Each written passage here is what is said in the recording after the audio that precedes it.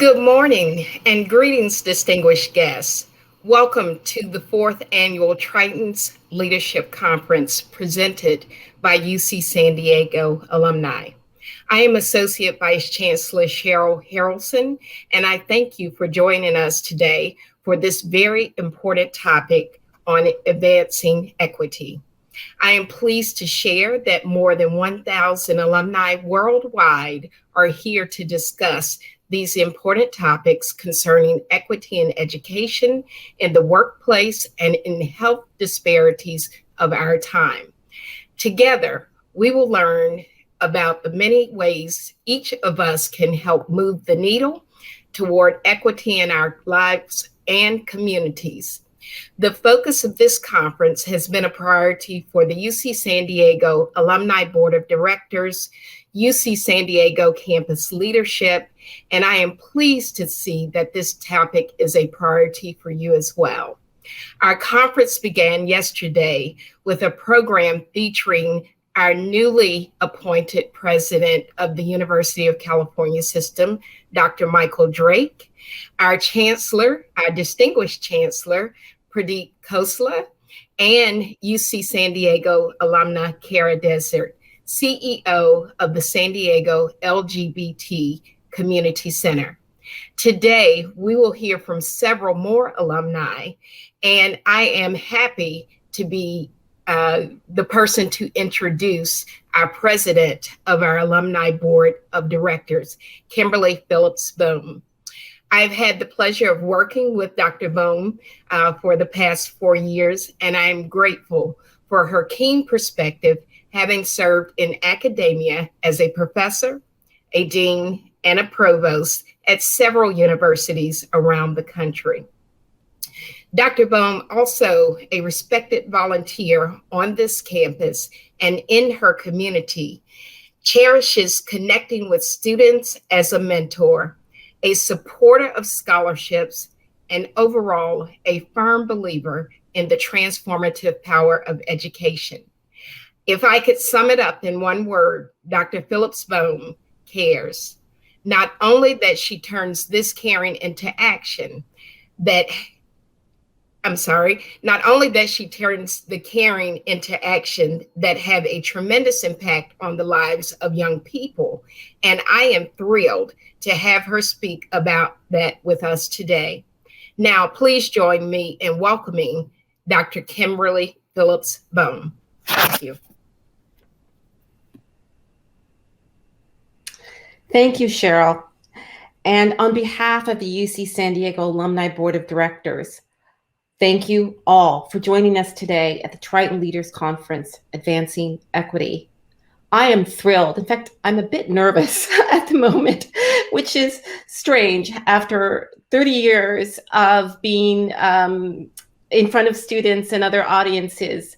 I'm thrilled to be able to speak with and introduce Dr. Alondra Nelson. She is one of our true public intellectuals. This year marks the 60th anniversary of UC San Diego, a university created to be different, to produce scholars who think beyond convention and who act boldly and contribute solutions for a better and more just world. As alumni of this university, we see the world differently, and we are here today to apply that perspective. In order to advance equity, we need to be leaders now more than ever, to apply our education in action and help make systemic changes to support our Tritons and improve our communities. Just last month, we received the announcement of appointees for the Biden-Harris administration. I am particularly proud of the number of Tritons who have been called to serve. Those include Kurt Campbell, appointed as coordinator for the Indo-Pacific at the White House National Security Council, Cindy Martin, nominated to serve as the Deputy Secretary of Education, and of course, here with us today, Dr. Alondra Nelson, nominated to serve as the Deputy Director for Science and Society. Others were part of this transition team, including Alumni Board Director Melody Gonzalez, and she spoke yesterday, and fellow alumnus and UC San Diego Foundation trustee, David Marchek, who served as the director of the Center for Presidential Transition. While we acknowledge and celebrate those appointees, there are countless other Tritons who are doing frontline work and advancing equity and social justice in all their spheres of influence. And for each of you attending this conference, you too are doing the work. Each of us, in our own way, can and should see ourselves as advocates for change.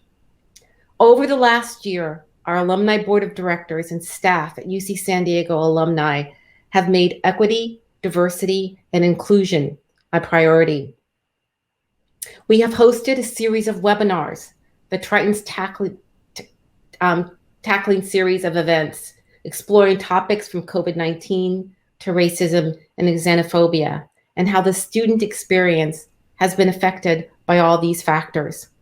We have created a community bridge between students and alumni with our 4 alumni affinity councils, including the Asian Pacific Islander Alumni Council, Black Alumni Council, Filipina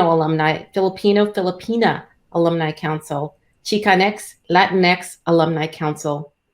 These alumni councils are vital as they reinforce our commitment to diversity and inclusion through scholarships. These scholarships have a direct impact on increasing accessibility and ensuring that UC San Diego educates as diverse a student population as possible. Our diversity is our strength, but access is just the beginning. Further support is critical to helping students thrive throughout their time at UC San Diego, which is why alumni mentorship has also become a priority for the university. This is done through these affinity councils and also more widely via our alumni networking platform, Tritons Connect. If you haven't joined, do so today. Over the past several years, I have had the honor to serve as a mentor to current UC San Diego students. I now find that these regular conversations with young Tritons have become that much more meaningful in these months of distance, providing a balm during a time of such upheaval. I would not have had the career that I had. I would not have pursued the life choices I had if I had not had mentors. Many of them started here at UC San Diego. Today, you will hear from many other Tritons about their own perspective on equity in their lives, from empowering social change through the arts to equity, diversity, and inclusion in the workplace. And later on in the day, Dr. Peace Ucha will share her perspectives on equity as a doctor of pharmacy, a transformational rhythmic speaker, and an empowerment guru. Right now, I would like to introduce our conference keynote speaker, an esteemed alumna, Dr. Alondra Nelson, graduate in 1994. Dr. Nelson is the newly appointed Deputy Director for Science and Society in the Office of Science and Technology Policy in the Biden administration. She currently serves as President of the Social Science Research Council and is the Harold F. Linder Professor of Social Science at the Institute for Advanced Study, an independent research center in Princeton, New Jersey. She was previously Professor of Sociology at Columbia University, where she served as the inaugural Dean of Social Science. Moreover, Dr. Nelson has authored several books, essays, and articles that explore science, technology, medicine, and social inequality. Now, if this sounds like a lot of topics, that's because it is. Dr. Nelson's areas of expertise cover such a broad range of research that she is able to see how these facets all intersect and affect each other. Such a perspective speaks to what I mentioned earlier about UC San Diego alumni. Dr. Nelson sees the world differently, and I'm so glad she's here to share that unique vision with us. Please join me in welcoming Dr. Alondra Nelson. Thank you so much, Dr. Boehm, for that kind introduction.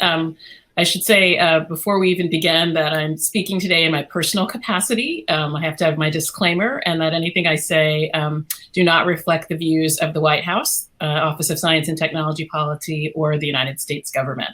So with that said, I am heartened and so honored by this invitation to be here. I'm so thrilled to be an alumni and to be an alum at this moment where the institution is really embracing the importance of diversity and inclusion and really placing resources behind this goal. And I haven't lived in San Diego since the 90s, so it's wonderful to be connected to the university and to the university community in this new virtual way. So thank you so much for having me.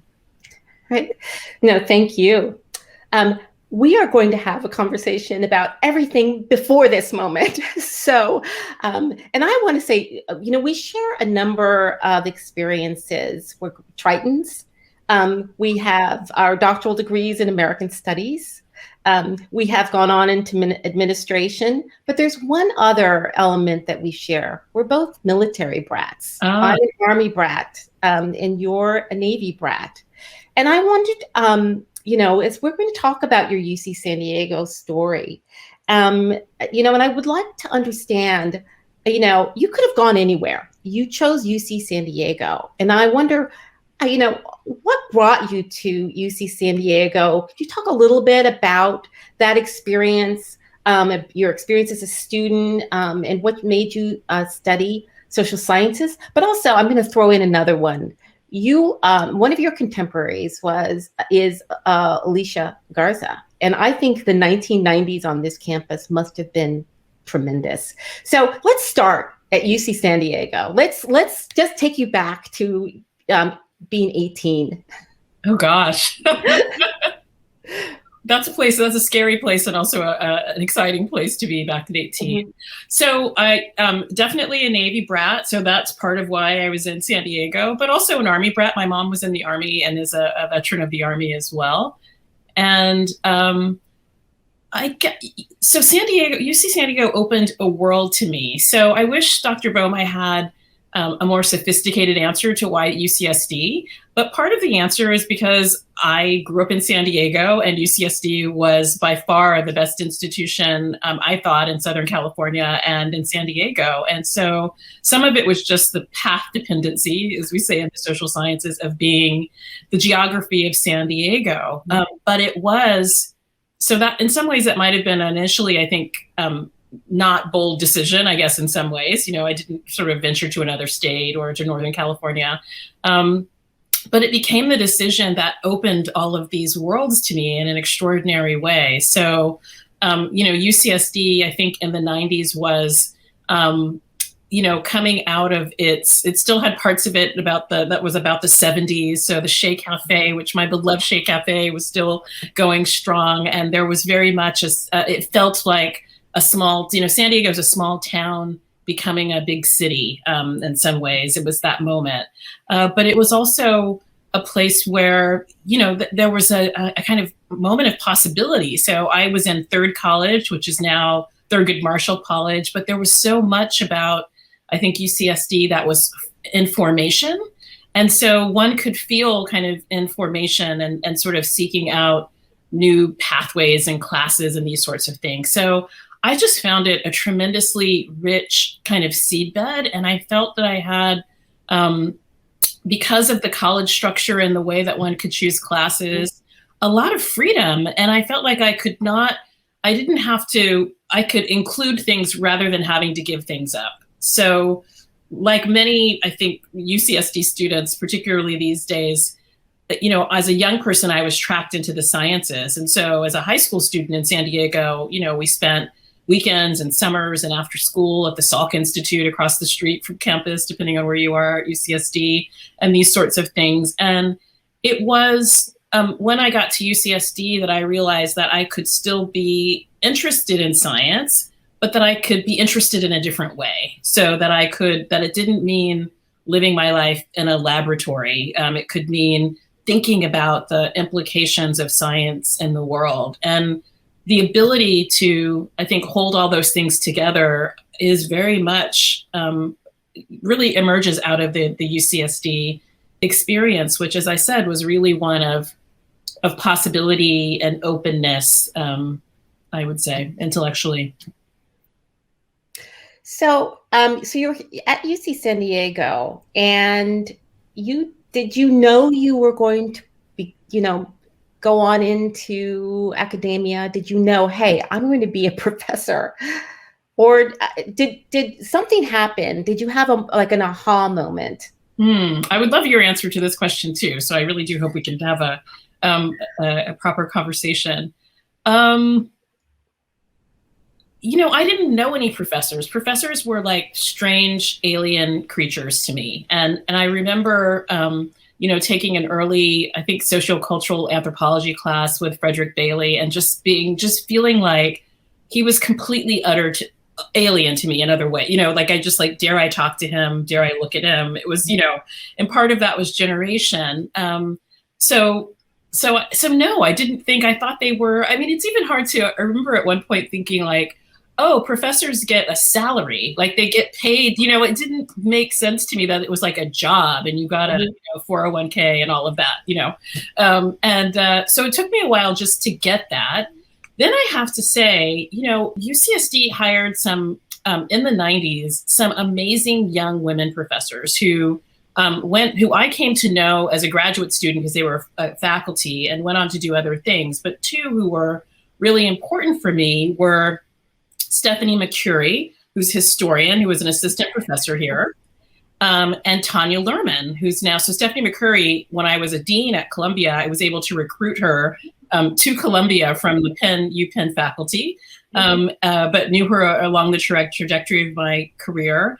And Tanya Lerman, who was also an assistant professor of anthropology at UCSD, and now is at Stanford. And so to be a young woman who's 20 and to have professors taking, and I took classes with both of them, who were, I don't know if I had to guess, they were 28, they were 32.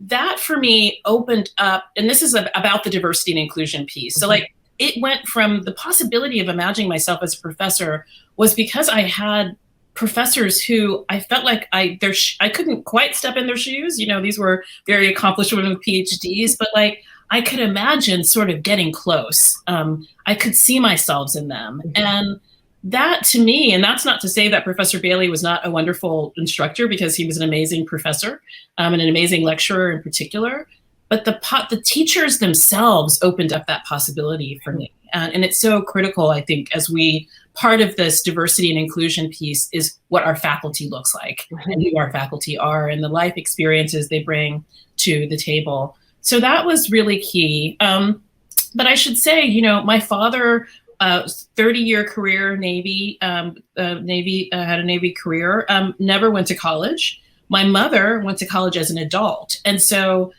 the world of the professor to me was also foreign because, I didn't have professors in my families. My family, my mother there were intellectuals in my mother's family in particular, people who were artists, musicians, writers, but not, folks who were academics. And, I'm immensely sort of proud of the sort of network of mentors and the sort of things that I've been able to accomplish in my career. But one also learns when you're in graduate school that there are many people who have that you're in graduate school with people who for generations, people in their family have been professors.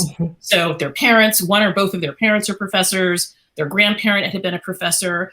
So I actually didn't, and this is actually to my advantage, right? I think if there had been Twitter and I had known this, I would have quit graduate school, but I didn't actually know that I was disadvantaged as a graduate student because I did not have the advantage of living with a parent and watching them complete a dissertation, living with a parent and watching them write papers. It was this kind of casting my will out into space and not knowing that I could actually do it, as opposed to people who understood that writing a dissertation was sitting your bum down in a chair every day and the laundry's going and kids are screaming. And, to me, it felt like some kind of magical feat. And somehow I did it, but I didn't I hadn't seen it in practice, And so I don't know. I think what was the thing? I was an anthropology major at UCSD, in addition to being in third college. And I think sometimes you realize that you're freakishly good at school. So, you're a good elementary school student and you're a good high school student and you're in AP classes and the like. And I think when you get to college and you're with particularly at a very fine institution like UCSD, many of the best students in the country, if not in the world, then you sort of, I kind of said like, gosh, I'm pretty good at this stuff. And then because I had so much liberty, intellectual freedom, I think, to choose my path at UCSD, I actually really loved it. Like, it was really fun. It was not like the difference from, going to, I went to USD high school. So I went to a very fine high school, but you still had, classroom experience with people saying, you're going to write a paper on X, and then going to the experience of having a faculty member say, write a paper, like, oh my God, it was like both thrilling and horrifying. And so that's a winding, not very succinct answer, Dr. Boehm, but all of those things I think have something to do with why I became a scholar. Well, I think one of the things that you map out are things that I can relate to. I, being an Army brat, I came from an environment, interestingly enough, where there were women and Black women who actually had PhDs.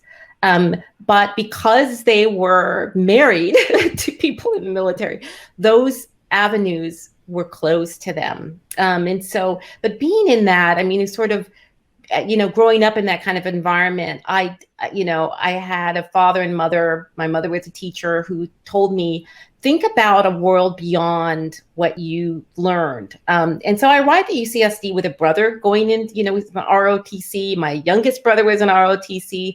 UC San Diego opened up a world. And I met, like you, professors who were at the beginning of their careers. Kathleen Berkeley, who went on to UNC Wilmington, Tom Dublin, who went on to really was one of the founders of new women's history, but also David Lovering Lewis, his first teaching job was at UC San Diego. And, he got me to think about becoming an academic. And he talked to us. He urged all of us in the classroom. I'm never one to, shirk away from a challenge. So, and what was amazing was that they made good on that. David wrote my recommendations for Yale. He handed me off to John Blassingame. Oh. And I saw in action the power of mentoring. And that's, I think, something that I'd love for us to talk a little bit about. Because you go into academia, and I know that you have many mentors. I've heard you speak about that. But I wondered if you could speak a little bit about your career in academia and how you kind of constructed, in some ways in which I tell my mentees, a board of directors. Yes. People who helped you think about your career or how to live in your career. Because as I will say, as a woman of color, I was always one of the first women in the department. And that kind of pathway was often difficult. I don't know how I would have made it without mentors. So I'm wondering if you might speak a little bit about your board of directors, the people who helped you get from A to B to C to D, and so on. Yes, I love that, thinking about the board of directors. And I think it's exactly that. And if you're putting together a board of directors, you want people who bring lots of different vantages, perspectives, experiences. And I think, and seeking mentors, I think you need very much a similar strategy. So I guess I would start at UCSD. So I didn't actually really know that about David Lovering Lewis. Actually, I didn't know he had a UCSD moment in his past. Actually, I bump into him from time to time, and I'll have to raise that with him. But, I mentioned already some of the formative teachers. I also took a class with the late great Sally Ride. But important mentors for me at UCSD were two in particular. George Lipsitz, who went on to teach at UC Santa Barbara, was probably one of my more important, because he was the person at that period when I was a kind of a junior going into a senior who, at one point George said to me, I said, George, Professor Lipsitz, I think I'm going to apply for graduate school, and I just don't know if I can do it, and I don't know how this thing works, and what if I don't get into any? What do I do? And he said, at one point he said to me, what are you going to do when you get into all of them? I thought it was the most ridiculous thing I'd ever heard. I mean, like, are you kidding me? And I think in addition to being the board of directors, that our mentors help us to see often a future for us that we can't even imagine. And in that moment, George was saying, what are you talking about? Like, you're a fine student, you're going to have these options. And I remember coming back to him and saying, Professor Lipsitz, I got into like 4 schools or something. I can't remember, and him being like completely, nonplussed. Mm-hmm. And like, of course you did. So it's also that like having a vision for yourself that is, kind of bigger, broader in that way. And then I think I've had mentors who make perfect sense. People like my beloved, the historian Evelyn Hammonds, who's been a mentor of mine since graduate school, who you probably know, Dr. Mm-hmm. Boehm, historian circles. So she makes sense. I mean, she helped to create the field that I work in, live in, which is the social historical studies of science and technology. And she continues to be a mentor to this day. I don't even consider anything significant in my career / life without consulting Evelyn up until the very last month, indeed. But then there are unlikely mentors. And so I guess what I want to say, particularly to students and to people who are a bit younger than us who are joining us in conversation today is, my dissertation advisor was a man named Andrew Ross, or is a man named Andrew Ross, who was a Scottish, poetry scholar who went on to do kind of more kind of social work and more political work, but was not from central casting for the work that I do, mm-hmm. for the perfect kind of mentor. And so I would say, mentors can look all sorts of ways. And I think particularly for, I wasn't exactly a first generation college student, but I think for people who are not well kind of versed in what we have come to call the hidden curriculum of being a college student or a graduate mm-hmm. student, that you also just need people who get that and who are going to tell you that. And so,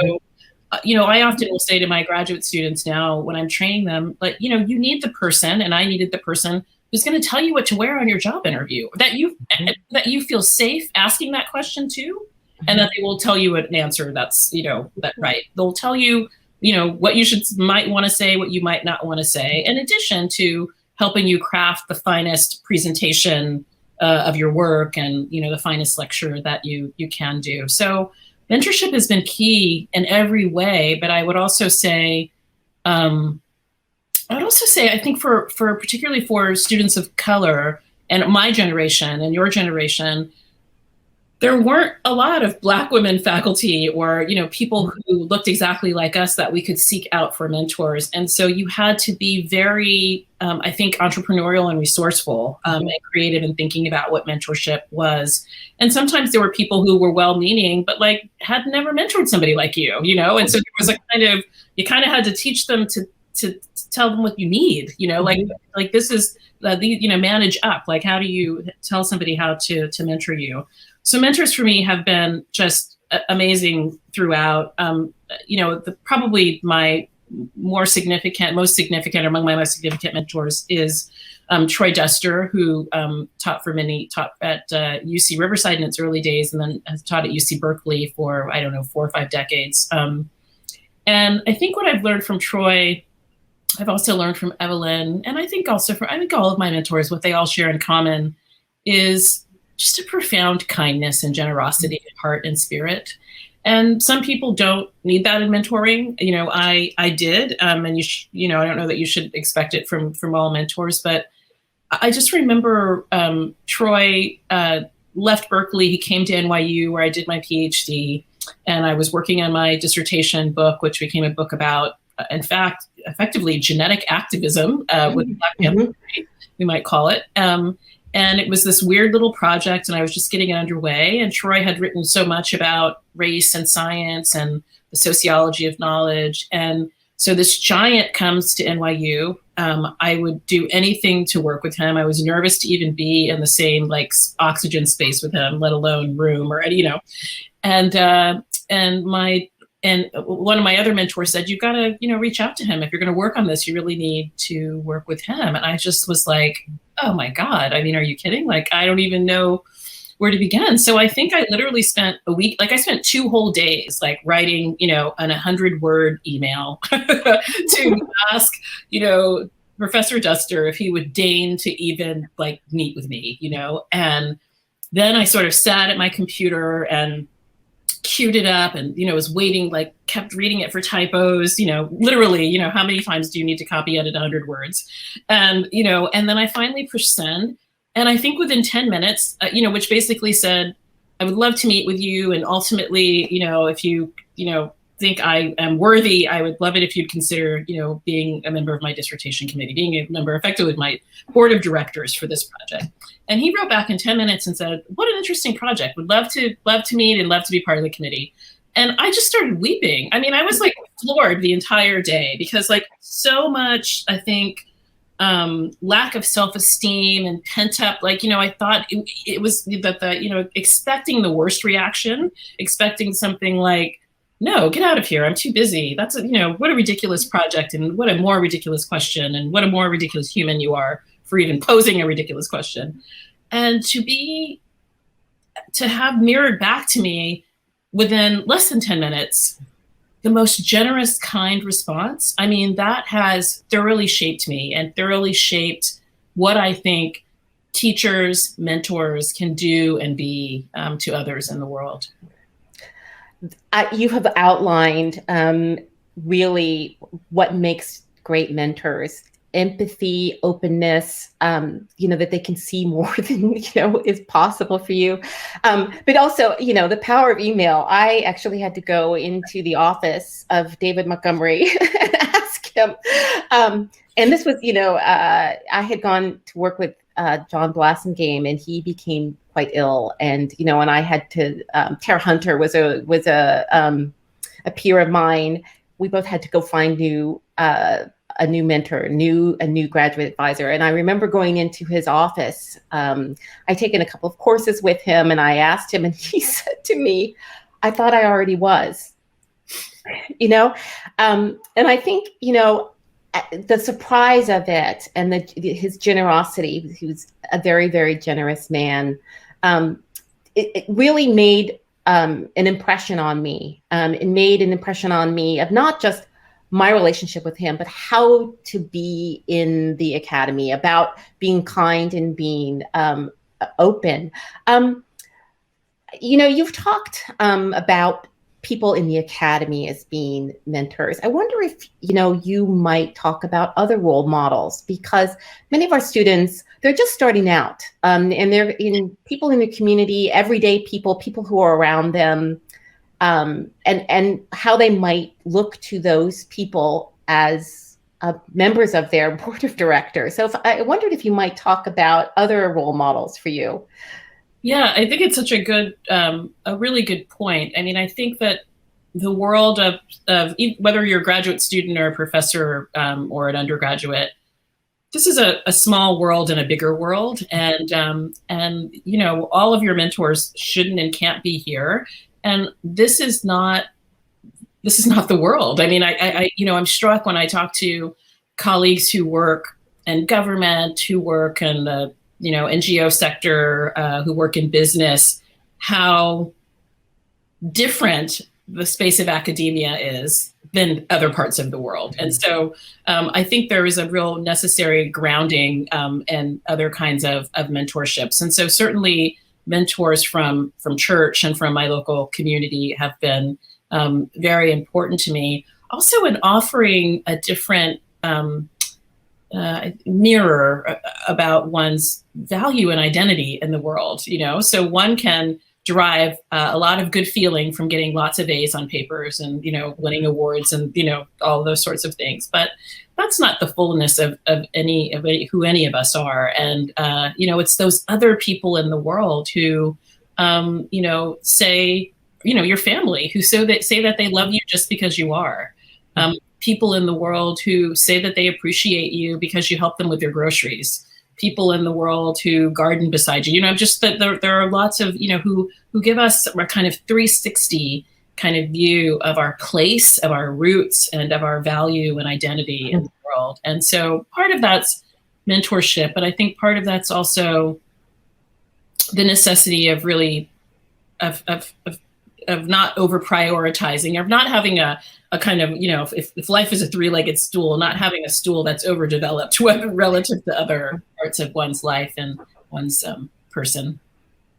I think that's excellent. I want to shift gears a little bit and get us closer to this moment. We're in the middle of the pandemic, and you're someone, and I know that you have thought a lot about how we know what we know, and you question what it is that we know and how we talk about that, how we think about that, how we put that into practice and policy. I wonder what you would say to students, and then many of us who are thinking about our communities, thinking about how we can move forward in the future. I'm wondering if you could speak a little bit about what we should be thinking about, what we might want to do or be doing in our communities, and more specifically for our students, how they should prepare for the future. And there's a whole other part of your career of Afrofuturism. Yeah. And so I'm thinking about that, our future. Yes, gosh. Well, there's a lot there. What a beautiful, rich question that I don't know that I can begin to fully answer, but let me try. I think, those are our parents and our grandparents' generation, I think, told stories about what it was to live through the Great Depression and how much that really indelibly shaped how they thought about the world. And I think for those of us who will have lived through a pandemic, meaning, pan meaning global, like a shift so significant, so traumatic, and so global in its scale, I think there will forever be a before and after. And so I think the future, how we think about the future is marked by that as well. And marked by, I think there were inklings of this with, what I think is a growing awareness around climate change and around the real risks of, human extinction. So that is a future that is not only sort of possibility, but can be possibility if we're, I think, responsible if we take sort of certain actions. And I think what the pandemic offers, which is scary and devastating and I think traumatic. We have lost so many loved ones, community members, family members. We have lost, people we should not have lost because there were actual things that humans, structures, institutions could have done about it. But I think there's still in that devastation, a little window of possibility that says, we can live another way, or we can build our communities a different way, or build our society, imagine building our societies in ways that when another kind of large scale transformation happens that, we can't anticipate it. We're not, it's not something that we can know, but we can at least try to be slightly better prepared. So I think the future requires, what is the future? That so much I think of the American experience, and some of this is really, I think, also about being a Southern Californian, is about optimism and possibility, right? And about being, I think, Kim, you and I both went from San Diego to the Northeast, and the Southern California in particular feels so new and so, I'm going to put this in scare quotes, frontier-like compared to parts of the Northeast. And so there is this kind of sense of like opening and possibility. And there's a kind of optimism that comes with that. But I think a prudent future is one that says that's not inevitable, and that we have to build the conditions for a sort of possible positive future. And I feels, I think, not new, but I think more pressing. So I think to young people, I would say, in some ways, I'm certainly sorry that my generation let you down. I mean, I do feel very much that, particularly around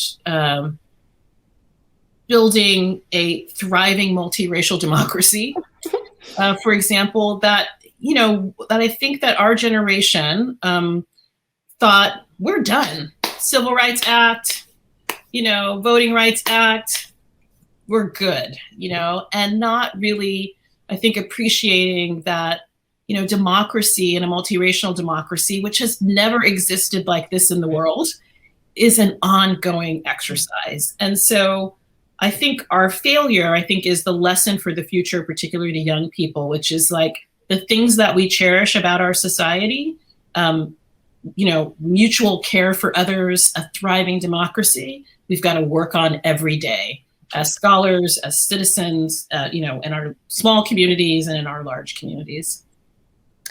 I couldn't agree more. And I think many of us would say at this particular moment, we've had a collective life quake when the ground underneath us has shifted.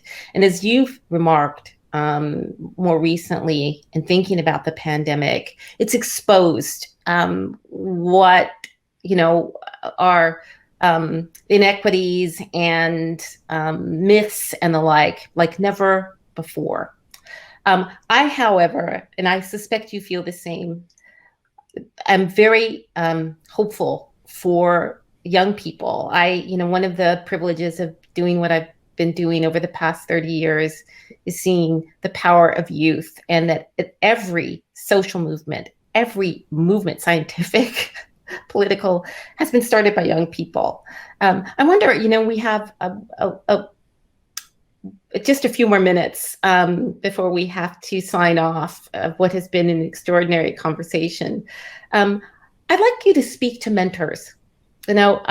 We've talked about being mentored, but I wonder what you might share as our young people face challenges. How do we help them think about challenges as mentors? What a beautiful question.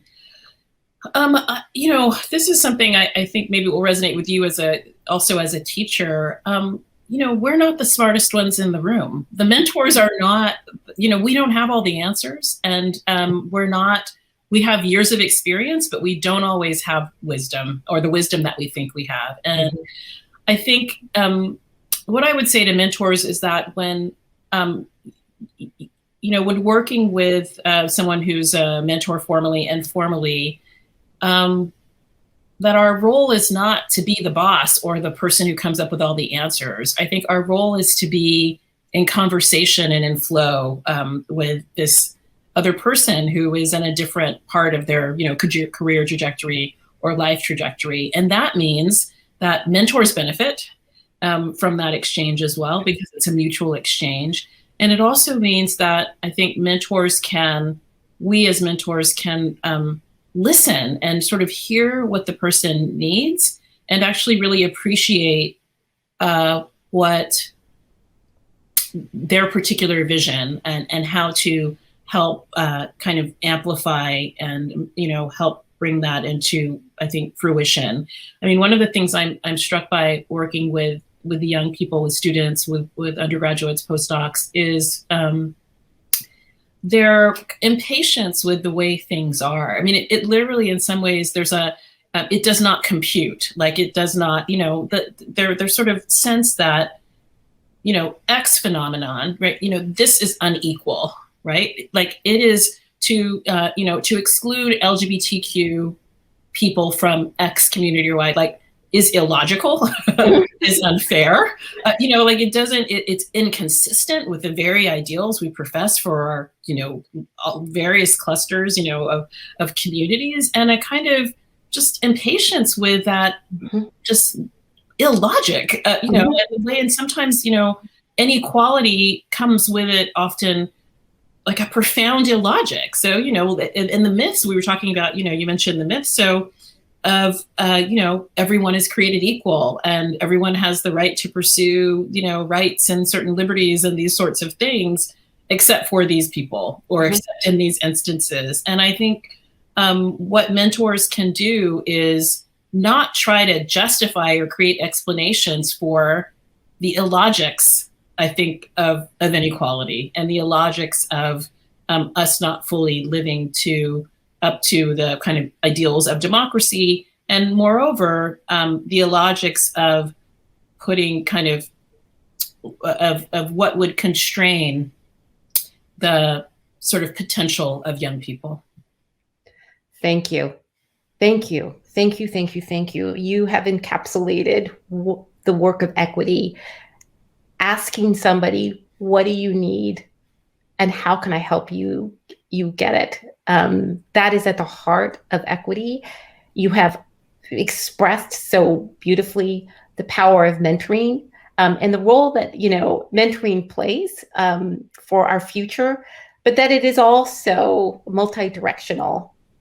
Thank you, Dr. Nelson, for what you have shared with us today. It's just been a wonderful conversation. Thank you for your time. Advancing equity, as you've said, is a collective effort, and what a network we have in the Triton community.